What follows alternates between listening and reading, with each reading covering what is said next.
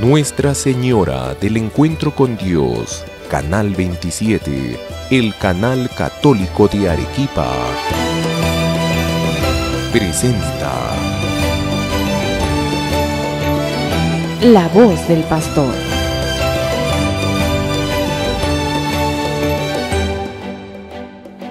Queridos hermanos y hermanas, nuevamente juntos en La Voz del Pastor, y continuamos entonces contemplando, reflexionando y disfrutando también. Espero que estén ustedes disfrutando de descubrir toda esa maravilla que contiene nuestro catecismo de la Iglesia Católica, y cómo de la mano de este catecismo, de la mano de la Iglesia, que es nuestra madre, vamos también introduciéndonos en esos grandes misterios de la fe católica, que son esos misterios de los cuales también nosotros formamos parte, participamos, pero que algunas veces tal vez no tenemos tiempo para meditar y para reflexionar. Por eso quiero empezar felicitándolos a todos ustedes por dedicar estos minutos semanales para juntos, repito, introducirnos o dejar que la Iglesia nos introduzca en la belleza de estos misterios.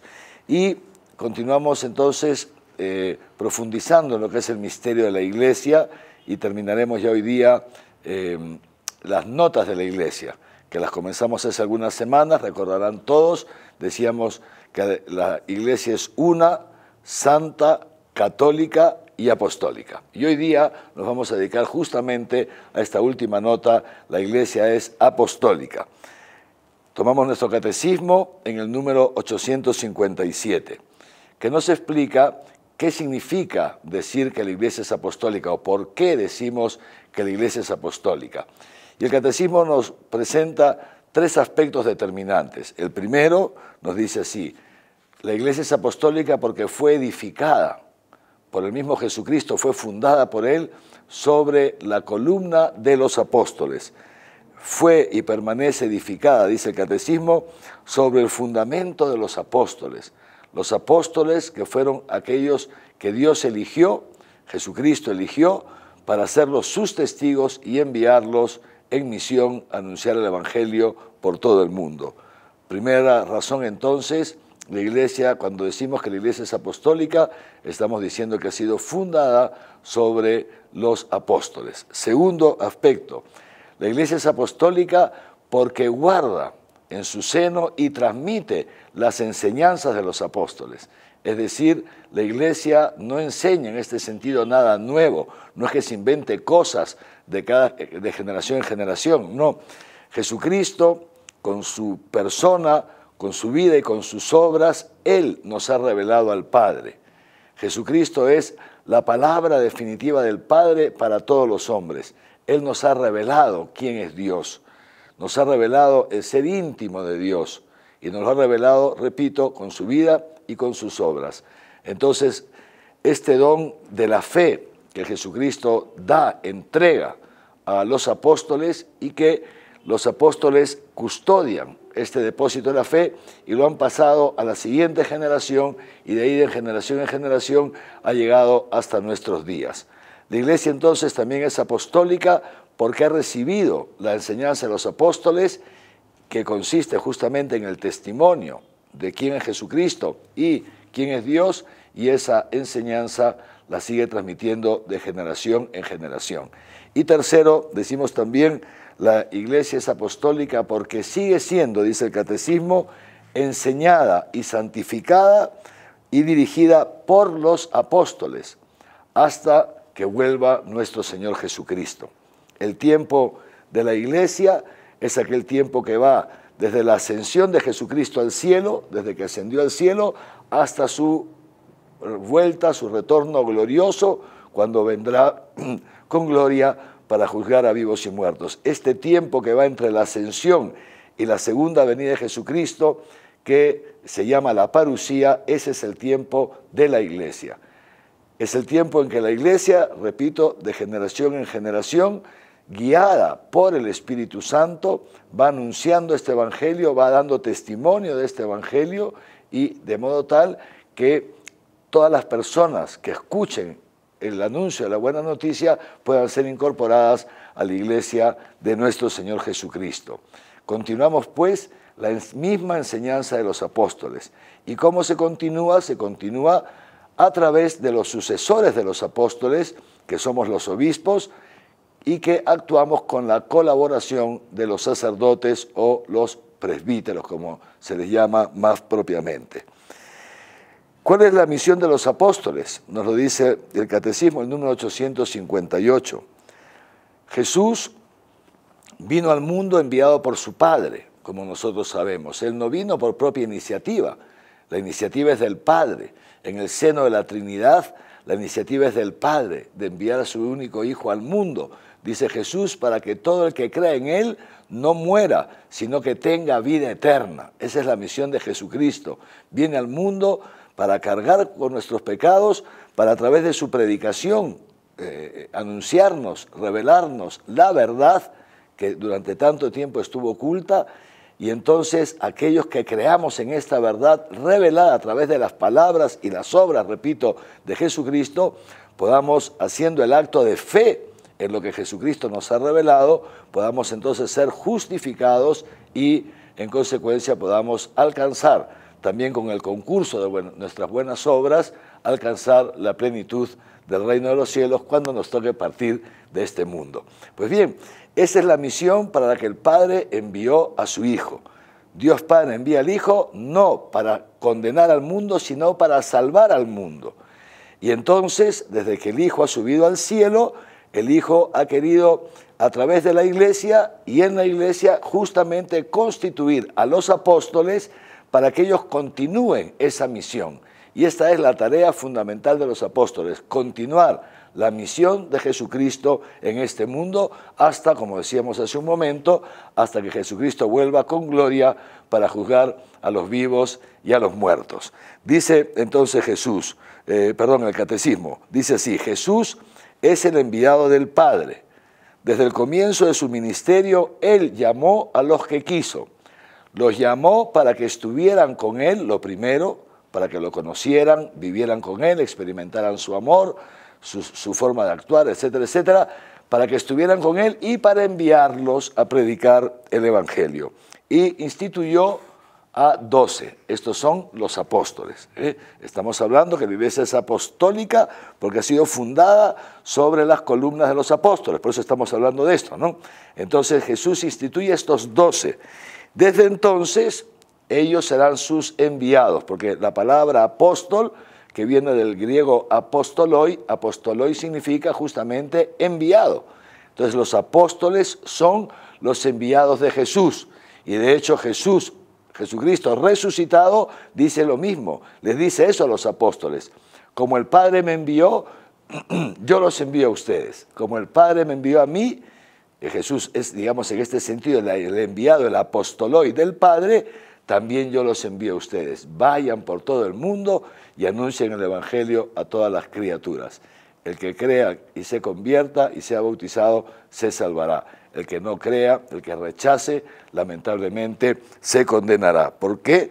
Porque así dice Jesús, fíjense, como el Padre me envió, también yo los envío. Y quien a ustedes los reciba, me recibe a mí. Y quien a ustedes los rechace, me rechaza a mí. Fíjense ustedes qué profundo es esto. El que recibe un apóstol está recibiendo a Jesucristo. El que rechaza a un apóstol está rechazando a Jesucristo, porque Jesucristo dijo también a los apóstoles: yo estaré todos los días con ustedes hasta el fin del mundo. Fíjense, es una presencia real de Jesucristo en medio de su iglesia, en la persona fundamentalmente de los apóstoles.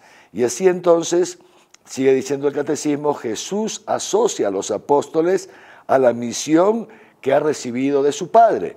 Y así como Jesús dice, el Hijo no puede hacer nada por su cuenta, sino que hace lo que su Padre le ha mandado, y el Hijo no se inventa nada, sino que les transmite lo que ha visto donde el Padre, lo que he visto en mi Padre se los digo, eso dice Jesús.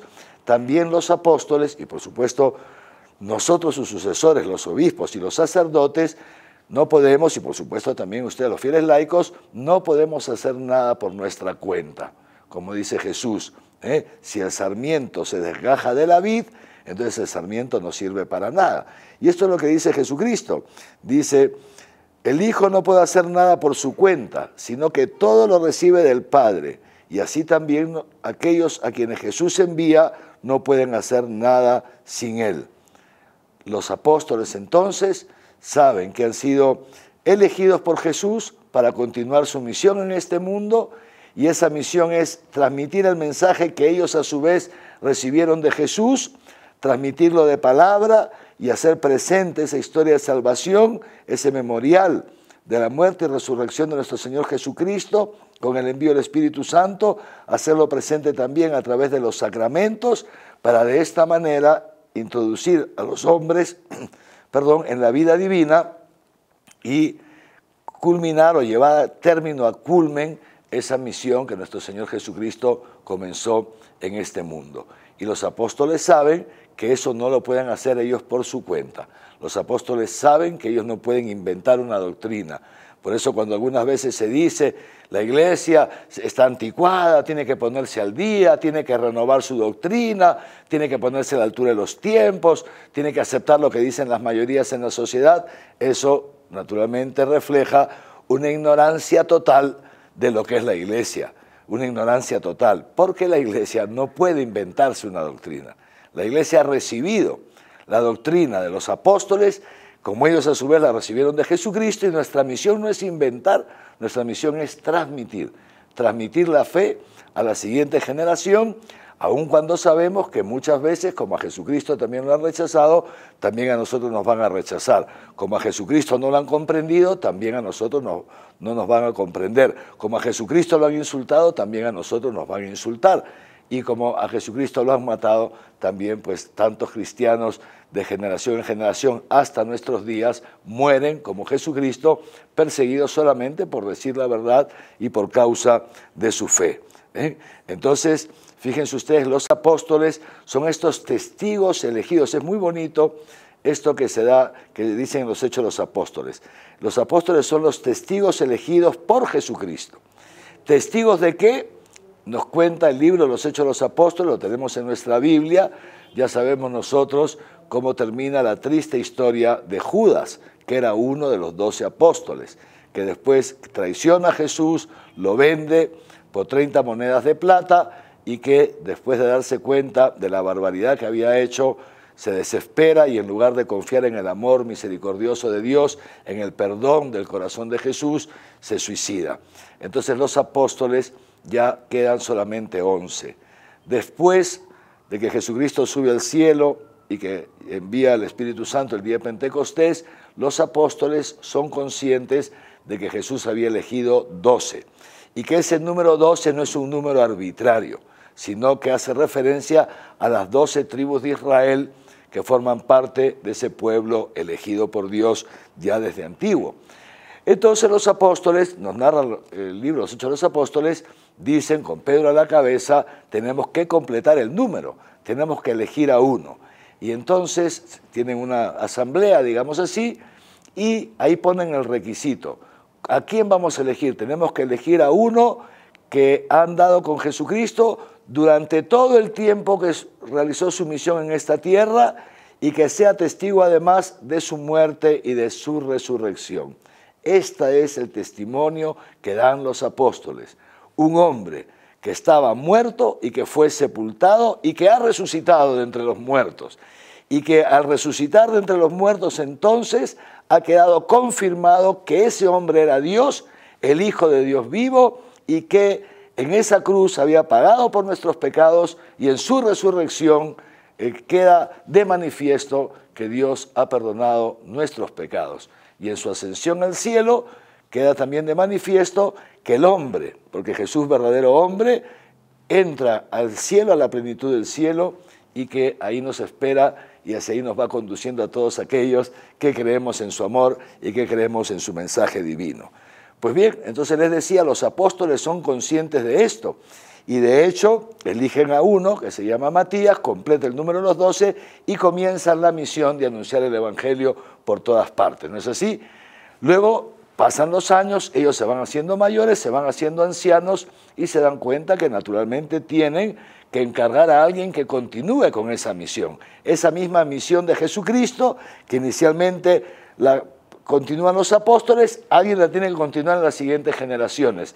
Entonces eligen también ellos algunos que serán sus colaboradores más cercanos, que han vivido con ellos, que los han escuchado predicar, que los han visto actuar, y por la imposición de las manos los constituyen como obispos. Los obispos entonces son, o somos, los sucesores de los apóstoles, que hemos recibido la sucesión apostólica desde los inicios de la Iglesia por la imposición de manos de los apóstoles, ¿no es cierto? Y quedamos constituidos como episcopoi, que significa ser obispo. El obispo es aquel que guía en nombre de Jesucristo a la comunidad cristiana. El obispo es el que pastorea, el pastor de una determinada porción del pueblo de Dios, que es la Iglesia. Y pastorea en colaboración, como les decía hace un rato, en colaboración con sus más cercanos colaboradores, que son los presbíteros. Los presbíteros, la palabra presbítero, que significa anciano, que son los ancianos en la comunidad. No ancianos en edad necesariamente, muchas veces más bien son jóvenes en el promedio de edad de la comunidad, sino ancianos en la fe y en la sabiduría. Eso es lo que se espera de un presbítero, que sea un hombre de fe, un hombre que cuente con esta sabiduría que viene del Espíritu Santo, para que como colaborador del obispo, junto con él, guíe a una porción del pueblo de Dios que le ha sido confiada. Así, de esa manera, nos sigue diciendo el catecismo. Estamos ya en el número 861 y ahora el 862. Así entonces permanece el ministerio confiado por el Señor a Pedro y a los apóstoles, permanece en sus sucesores. La cabeza del colegio de los apóstoles, como todos sabemos, es San Pedro, y la cabeza del colegio episcopal, que somos los sucesores de los apóstoles, el obispo de Roma, o sea, el Papa, hoy día nuestro querido Papa Francisco. Pero no solamente eso, la Iglesia también es apostólica porque lleva ese mensaje, esa buena noticia a todas las gentes, y la hace bajo la guía, bajo el cuidado del obispo y de sus colaboradores, los presbíteros, pero también lo hace a través de todos los miembros del pueblo fiel. También los laicos están llamados a participar en esta misión apostólica de la Iglesia de transmitir esa buena noticia, y es lo que se llama el apostolado. El número 863 y el 864 del Catecismo nos habla de esto, el apostolado. Toda la Iglesia es apostólica mientras permanezca a través de los sucesores de San Pedro y los apóstoles en comunión de fe y de vida con ellos, es decir, con los primeros apóstoles. La Iglesia seguirá siendo apostólica en la medida en que permanezcamos fieles y en comunión con los primeros apóstoles, con aquellos que Dios a través de Jesucristo eligió para ser las columnas de la Iglesia. Pero además, toda la Iglesia, también todos los bautizados, somos llamados a participar en el apostolado de la Iglesia, porque toda la Iglesia, dice el Catecismo, es enviada al mundo entero. Y entonces todos los miembros de la Iglesia tenemos parte en ese envío. Por eso es lo que se llama el apostolado, es esa actividad de la Iglesia que tiende a propagar el reino de Cristo por toda la tierra. De esa manera, queridos hermanos y hermanas, entonces esa apostolicidad de la Iglesia no se reduce a la sucesión apostólica a través de los obispos y sus colaboradores los presbíteros, sino que también incluye ese apostolado que todos nosotros estamos llamados a realizar. Todos ustedes, igual que yo, por nuestro bautismo, todos somos enviados por Dios para anunciar el Evangelio y para llevar a los hombres la buena noticia del reino de los cielos. Por eso quisiera que concluyamos nuestro encuentro preguntándonos cómo estamos participando, cómo estás participando tú. Pregúntate en esta misión apostólica de la Iglesia. ¿Tú eres un apóstol de Jesús? ¿Tú llevas esa buena noticia, ese mensaje del Evangelio, esa buena noticia que Jesucristo ha resucitado, de que los pecados han sido perdonados en su cruz? ¿Eres un agente de esta buena noticia? ¿Eres un apóstol también tú? haces presente esta buena noticia, no solamente con palabras, sino con tu testimonio de vida, estando cercano a los que sufren, dando un aliento a la gente que está en dificultad, haciendo presente el amor en tu familia, en tu hogar, queriendo a tu esposo, a tu esposa, a tus hijos, a tus padres, a los ancianos, en la casa, en la comunidad. Hacemos presente con nuestro testimonio de vida este amor para que la gente, viendo nuestras buenas obras, dice Jesucristo, puedan creer en lo que nosotros les anunciamos. ¿Somos apóstoles? Buena pregunta para hacernos. Entonces, los invito a todos a hacérsela. Y si alguno descubre que ha estado fallando en esto, no hay que angustiarse. No se angustie. Basta con reconocerlo, pedirle perdón a Dios. Señor, te he estado fallando en esto, no he estado cumpliendo mi misión. Te pido que me des la gracia de tu Espíritu Santo para poder comenzarlo a hacer desde hoy día mismo. No desde mañana, desde hoy día mismo. Que los bendiga Dios Todopoderoso, Padre, Hijo y Espíritu Santo, y que su bendición les acompañe siempre. Amén.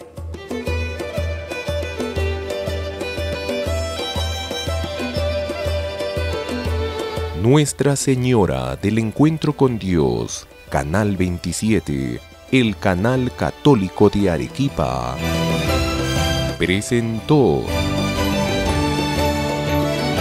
La Voz del Pastor.